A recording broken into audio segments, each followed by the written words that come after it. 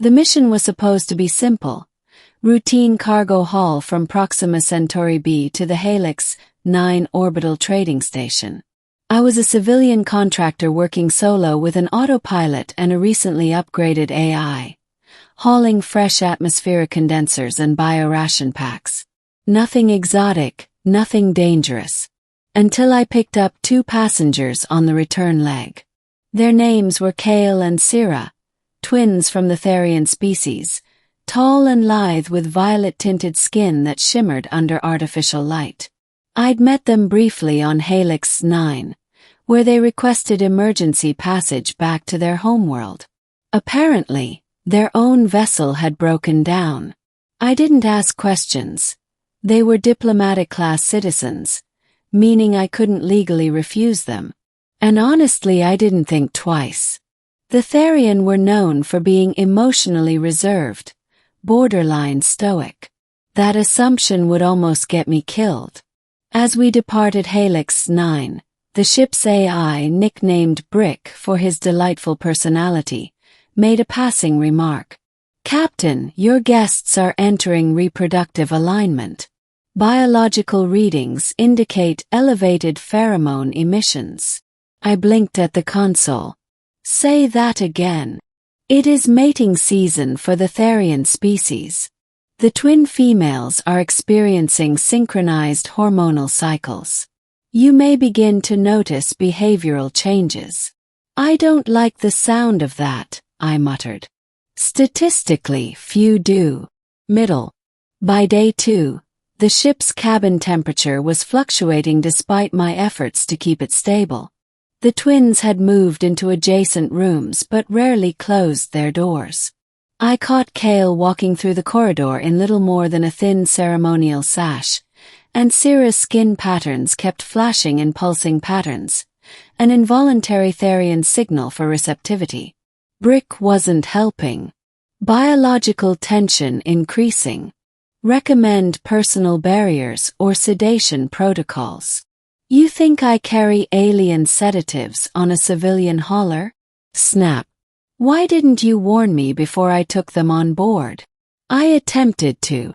You silenced my non-critical notifications to watch cat videos." Kale was the more direct of the two. Her eyes always locked onto mine a second too long.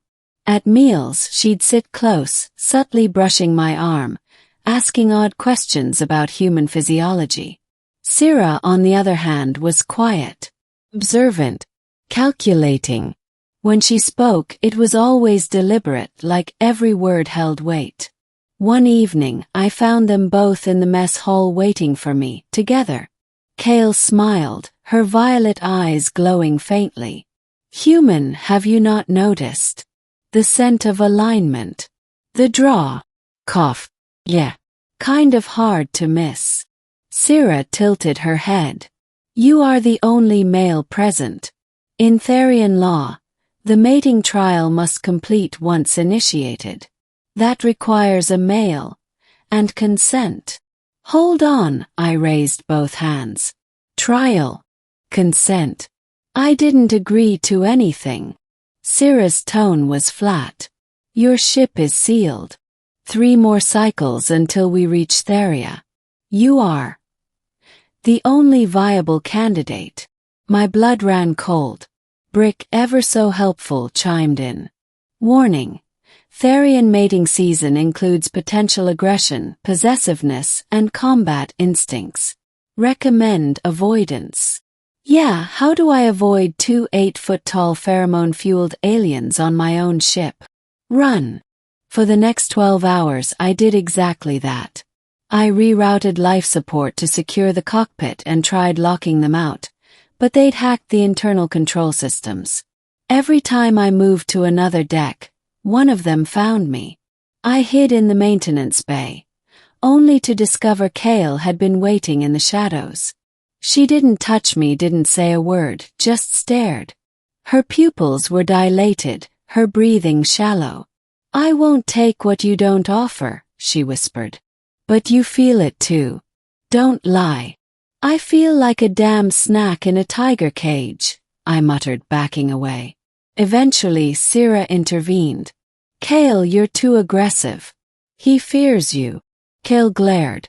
Fear can lead to surrender. Or disaster, Sira replied, gently pulling her sister away. That night, I locked myself in a utility closet and slept in a maintenance suit. I dreamt of violet eyes and heat, of pressure building around me until it exploded into starlight. Climax. The next day, things took a darker turn. Kale and Sira stopped speaking to me. The corridor lights flickered, and my internal system started glitching. When I confronted Brick, he replied, Therian bioelectric signatures are interfering with internal circuits. The twins are entering the final stage of the cycle. Final stage. They will soon initiate combat. The winner claims mating rights. What the hell? Shouted. I'm not a trophy. Correct. You are a prize. I ran to the main deck just in time to see them, Kale and Sira, facing off in the cargo hold. Their ceremonial sashes had been replaced with armor-like skin suits. Pheromone fog clung to the air like steam. I challenge for claim. Kale roared. Sira stepped forward, calm as ever. Then let the rites begin. I dove for the intercom. Stop. Your sisters. Kale turned to me, eyes glowing. That is why the trial matters. One must yield. The other will be your mate. Before I could protest further, the two launched at each other with terrifying speed. Claws out, moves like liquid shadow. I'd never seen such savage grace, and for a moment I stood frozen, awestruck. Then Kale crashed into a wall, leaving a dent. Sira moved like a blur, using Kale's own momentum against her. The fight didn't last long. Kale lay sprawled, groaning. Sira stood over her. You yield, she asked. Kale nodded. He is yours. I approached slowly, heart thumping. Sira looked at me. Her glowing eyes softened. I will not force you. But tradition is satisfied. Exhaled. Thank God. Kale smirked from the floor. He wants you. He just doesn't know it yet. Ending. By the time we reached Theria, things had calmed. Kale had returned to her stoic self, although I caught her smirking whenever I walked by. Sira remained close, never pushy, just there. Quiet. Protective. Gentle even. At the port, Therian officials welcomed the sisters with fanfare. I was offered a diplomatic payment, 10 times my cargo fee. But Sira turned to me, just before we disembarked. Come with us. Stay on Theria. You've survived the rite. That makes you worthy. I hesitated. I'm a hauler, I said finally. Not a prince. You were alone in the dark, she said, and you didn't run when it mattered. She handed me a small crystal shaped like a teardrop. If you ever change your mind, present this. It will open any Therian gate to you. Then she kissed my forehead, chaste, respectful, and walked away. Back on the ship, Brick finally broke the silence. Well, that went better than expected. Speak for yourself. I nearly became a mating prize in an alien MMA showdown.